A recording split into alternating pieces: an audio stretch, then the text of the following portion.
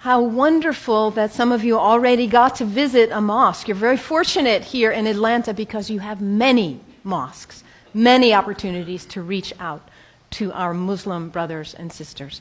In the whole state of Vermont, where I hail from, we have one. So you have no reason to not visit. It's right around the corner from you. There are mosques everywhere. And it's important that we visit because Islam is the most misunderstood and the most maligned religion in the world today. We are being whipped up into fear of Muslims. And when we are afraid, we're stupid, actually. We're operating out of just that reptilian part of our brain. When we're afraid, we don't have access to our higher functionings, our whole self, the power of the knowledge in our hearts, our whole being. We're resigned to a small place of living. Ali, the son-in-law of the Prophet, says, people are afraid of what they don't understand. So my hope today is to share with you a little bit about what I love about Islam in order to invite you to a place of more understanding and less fear. Islam is very practical. If you are looking for insights about how to live a good life, how to be a good person, Islam has wonderful gems to offer to you. One of the things I love most about Islam is that it invites us to be concerned about what is the most important thing in life. To get our priorities straight. What is it for you?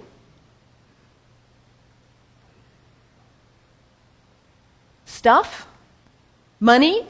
Power, prestige, family, kindness, service, love, art, compassion. What is it for you? If you get nothing else out of today, take that one question and live into it. And if you don't know the answer yet, find out. What is it for you? What's most important? In Islam, the answer is very clear. La ilaha illallah, Muhammadan Rasulullah. There is nothing but the source. God, the one. How did you say it, Anthony? That love which is greater than we can know. That's what matters. And Muhammad is his prophet. Is the prophet of love. La ilaha illallah, Muhammadan Rasulullah. And the thing about us humans, when we get that clarity, we know what's important. What do we do with that? We forget. That's who we are. We humans, we are the great forgetters. How many of you made a New Year's resolution back on January 1st? How are you doing with it now? Let's be honest. How were you doing January 7th? We get this high resolve and this clarity, and then we get caught up in all the distractions, all the things pulling our attention here and there, and we forget. That poet, Mary Oliver, says, what is it you plan to do with your one wild and precious life? What is it? In order to not waste our life, we need to regularly hit that reset button, come on back to center, to our heart, to what we know is really why we are here, what we know is really important. Regularly throughout the day, to stop and come back and say, well, let me check in and remember what matters so I don't waste my day or my week or my month or my life. And for Muslims, this is prayer, salat. It is the second pillar of Islam. The first pillar, la ilaha illallah, to know what matters. And the second pillar is to hit that reset button in order to regularly come back to center and remember what really matters. And for Muslims, this is not an activity in the head. It's an activity of the whole body. Allah Akbar, Allahu Akbar. Bismillah ar-Rahman ar-Rahim. Alhamdulillah, Rabbil Alameen. Ar-Rahman ar-Rahim. Malik Yawmiddin. Iyyak na'budu wa iyyak nasta'in. As-siratal mustaqim. Siratal ladhina an'amta alayhim. Ghayril maghdubi waladdallin. Amin. Allahu Akbar. Allahu Akbar. Allahu Akbar.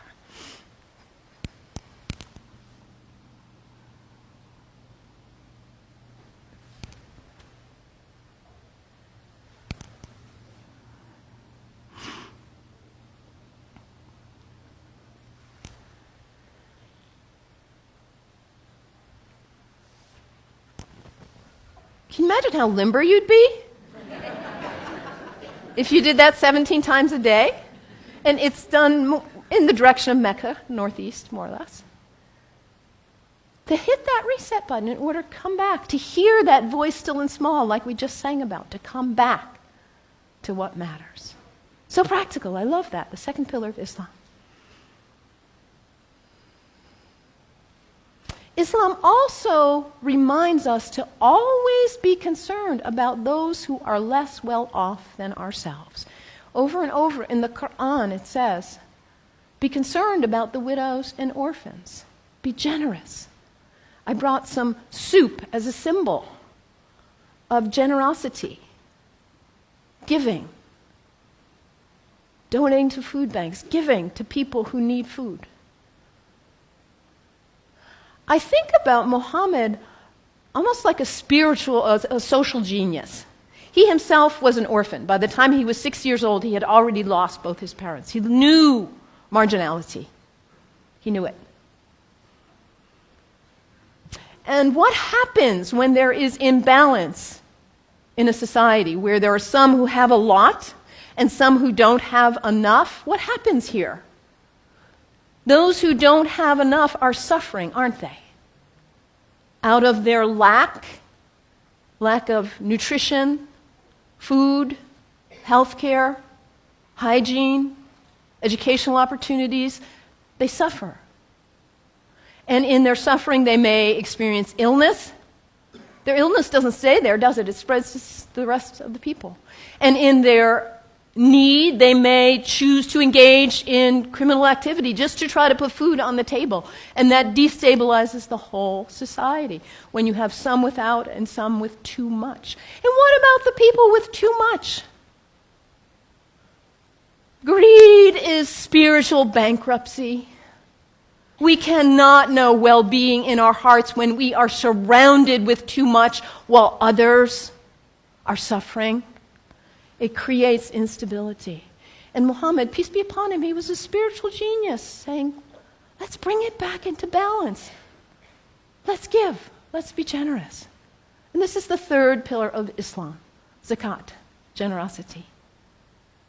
I love that about Islam. And I love, too, that Islam invites us to take a break from our habits. We humans, we're habitual creatures. We just are. We do something once, we do it again, we do it again. We just do. How many of you are sitting in the same seat you always sit in today? That's okay. Nothing wrong with that. We're creatures of habit. And if the habit's a good one, like brushing your teeth, wonderful. It strengthens you. Your habits can raise you up to give you strength and clarity to live your life on purpose with integrity. Or your habits can pull you down.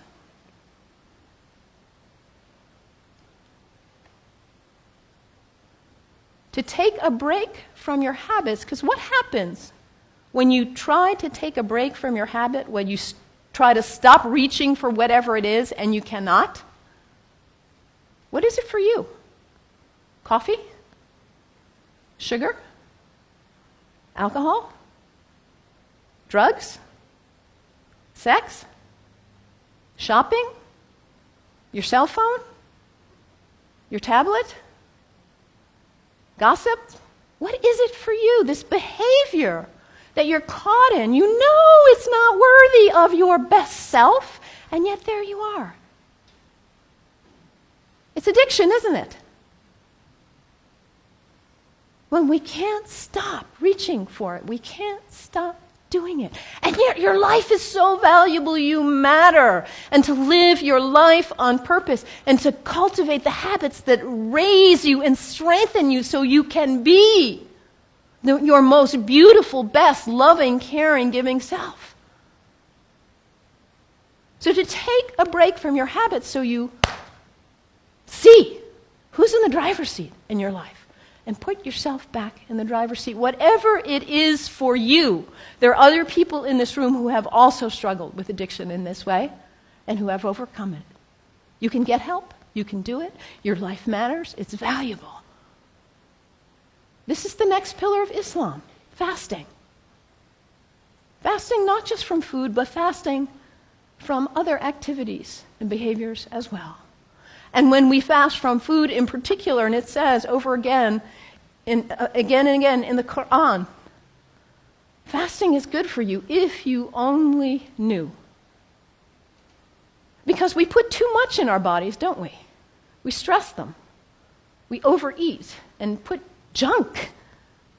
And we don't honor the beauty of ourselves. And also, when we fast, hunger is not a theory in the head, it's an experience in the body when we fast from food, that feeling. And then when you see somebody else on the street who is begging, it's not a theory. You feel empathy because you know what hunger feels like. It's harder to close your eyes and walk right on by. Muhammad, that spiritual, social genius, to create harmony and stability in society. The fourth pillar of Islam, fasting, taking a break from your habits. So practical, I love it. And I also love about Islam that it encourages us to take a break from our location, to travel with intention, to recognize the power of space, the sacredness of space, and how the greats who have walked on this earth have blessed the earth with their presence, their breath, their thoughts, their actions. I know you are on the verge of a major decision about this sacred space for you. You have made this place sacred by your presence here. And as you perhaps choose to move on, you will perhaps make a new place sacred by your use and your love. The earth is sacred. Our places are sacred. And when we travel with intention, we are changed by it. This is the fifth pillar of Islam, pilgrimage. And for Muslims, the pilgrimage is to Mecca, which none of us will probably go there. But where is pilgrimage for you? My last name is Kennedy. My family is Irish. My parents have gone to Ireland. My mother says there are no words to express what it is like to walk in that place of our ancestors, of the great Celtic saints and sages. It may not be Ireland for you or Mecca, but where is it for you? Anybody been to Walden?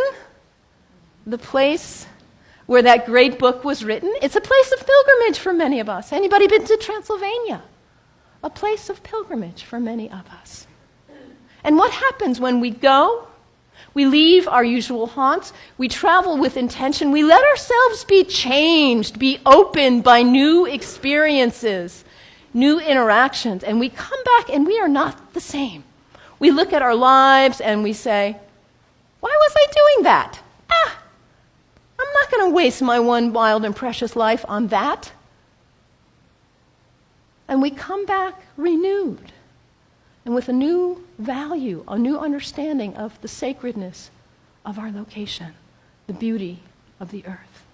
I love this about Islam. So practical.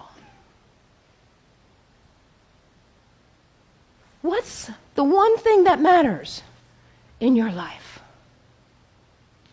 Hit that reset button regularly so you come back to your purpose. And don't be self-centered. Be always concerned about others and their needs, those less well off especially. And recognize the sacredness of the temple of your body. Cultivate habits that are worthy of you, that lift you to the best of who you are. And recognize the sacredness of space and the gift of the ancestors, the sages, the saints, the prophets who have gone before us and held a beacon of example for us. Travel with intention. Let yourself be changed. The 5 pillars of Islam. What great practical advice for living your life on purpose. And yet, at the same time as all of what I've told you is true, the beauty of this great tradition, we are being whipped up into fear against Muslims and Islam. I have a dear friend, Rudy, who is a retired UU minister and a Sufi like myself. And about 7 years ago or so, he said to me, Mellon, Rudy grew up in Austria under the rise of Hitler. He said, what I see going on in the world now in the United States reminds me of my childhood in Austria. And in that time, it was the Jews who were being maligned, and now it's the Muslims.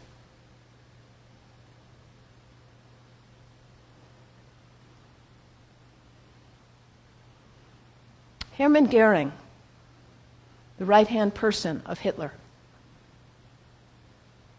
a Nazi. In the Nuremberg trials, he said something like this: the people do not want war. That's a given.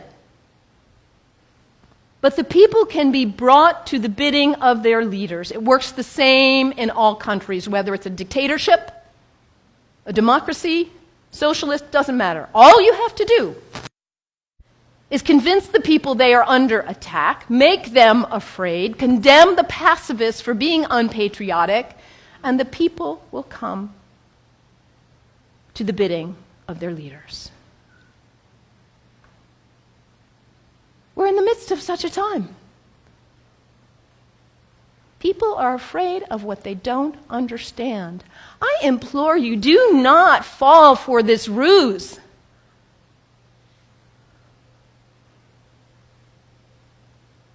Because, as I said earlier, when we are afraid, we are stupid. We are relegated to a very small part of our mind. People who advocate violence are dangerous, whoever they are. Within Islam, guess what percent of Muslims, this is based on a Gallup study worldwide of Muslims, guess what percent of Muslims think violence is the way to go, is an appropriate response to what's going on? Less than 1%. This is really accurate social science research. And this less than 1% of Muslims who advocate violence are getting 75% of the media coverage. This less than 1%, yes, they are dangerous.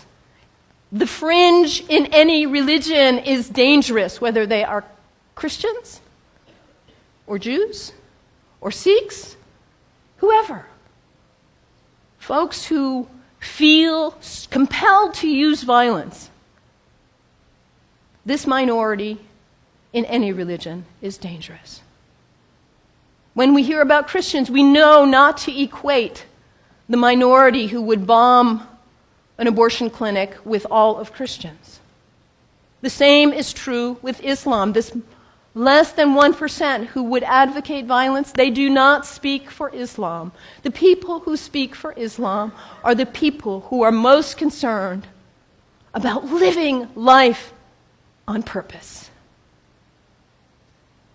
Not wasting your wild, precious life, but hitting that reset button, coming back to center. Being concerned about justice and everyone's needs. The true Muslims are the people who recognize the temple of the Holy Spirit, which is our body, and cultivate life and living and habits that are beautiful and worthy. The true Muslims are the people who respect the earth and the prophets from all traditions. So I implore you, you've got Muslim neighbors all around. Go visit. Make friends. Do not let yourself fall into this trap of being afraid of what you do not know. And take the example from the great tradition of Islam and live your one wild and precious life on purpose. May it be so. May it be so. Blessed be. Amen.